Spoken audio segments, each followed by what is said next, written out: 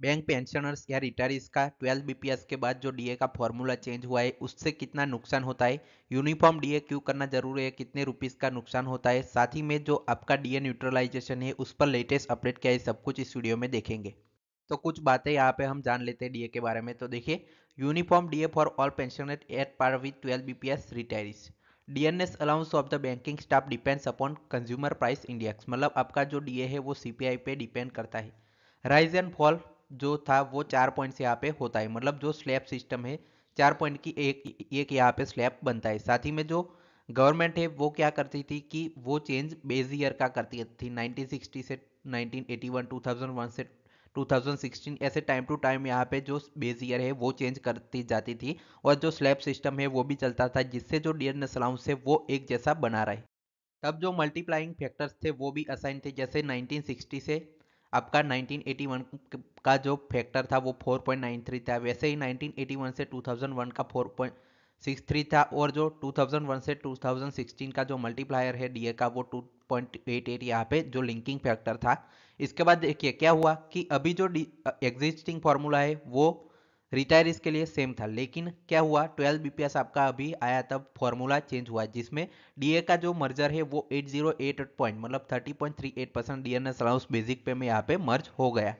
इसके बाद जो स्लैब सिस्टम थी वो पूरी तरह से खत्म हो गई और नया जो फॉर्मूला है वो इंप्लीमेंट हुआ, जिससे जो एवरेज टेकिंग जो सीपीआई का एवरेज दिया गया है जिसका 8088 पॉइंट का यहाँ पे 123.03% यहाँ पे आपके नए सीपीआई आईडब्ल्यू पॉइंट्स आए, is assign to 1% to every rise for in 1 point of CPI, मतलब यहाँ पे जितने भी 1% जो आपके सीपीआई के इंडेक्स आएंगे वैसे ही जो 1% आपका जो चेंज है वो होगा, मतलब 123.03 जो आपके नए जो सीपीआई के पॉइंट से उसको 8088 पॉइंट से यहाँ पे एवरेज, मतलब इसका जो ट्रांसफॉर्मेशन है वो किया गया। इसके बाद देखिए नया फॉर्मूला है वो जो आपके एग्जिस्टिंग टाप जो रिटायर हुए 1 नवंबर 2022 से उसके बाद के जो भी रिटायरीज है उनके लिए लिया गया, या जो भी न्यू ज्वाइनिंग एम्प्लॉयज है उनके लिए नया फॉर्मूला इंप्लीमेंट में आया, जिससे क्या हुआ created division among retirees like pre 2002, मतलब जिससे ये जो फॉर्मूला नया लिया गया है जिससे 2002 के पहले के रिटायरीज थे उनके लिए और अभी जो बाद के रिटायरीज है उन दोनों के बीच यहाँ पे डिवाइड हो गया। In fact implementing uniform DA formula for all the basic pension of retirees covered under various BPS should be made uniform, मतलब जो बेसिक पे में भी है वो चेंज यहाँ पे देखने को मिला, जिससे जो आपकी पेंशन है बेसिक पेंशन उसमें भी चेंज हो सकता है। देखिए जो आपके बीपीएस है उससे जो बेसिक पेंशन है उसका जो मल्टीप्लाइंग फैक्टर है वो भी निकाला हुआ है। देखिए फिफ्थ फिफ्थ अगर बीपीएस था तब 14.77, सिक्स बीपीएस में 7.7, इसके बाद 7 बीपीएस में 5.25, 8 बीपीएस में यहाँ पे 3.85, और जो साल है वो भी यहाँ पे लिखे गए। वैसे ही जो 10th बीपीएस है वहाँ पे 1.93 बेसिक पेंशन का मल्टीप्लाइंग फैक्टर आएगा, और जो 11th बीपीएस आपका हुआ वहाँ पे 1.30 जो बेसिक पेंशन का मल्टीप्लाइंग फैक्टर है वो लिया गया था। अब देखिए जो अभी आपका मैंने बताया जैसे न्यू फॉर्मूला जैसे आया 123.03 वाला, वो अगर इम्प्लीमेंट होगा तो उससे क्या होगा कि इंक्रीज ऑफ 800 टू 5000 पर person base on the retirement year and basic पे, मतलब जो बैंक पेंशनर्स है उनका 800 मिनिमम बढ़ेगा या 5000 भी बढ़ सकता है, जैसे उनका जो रिटायरमेंट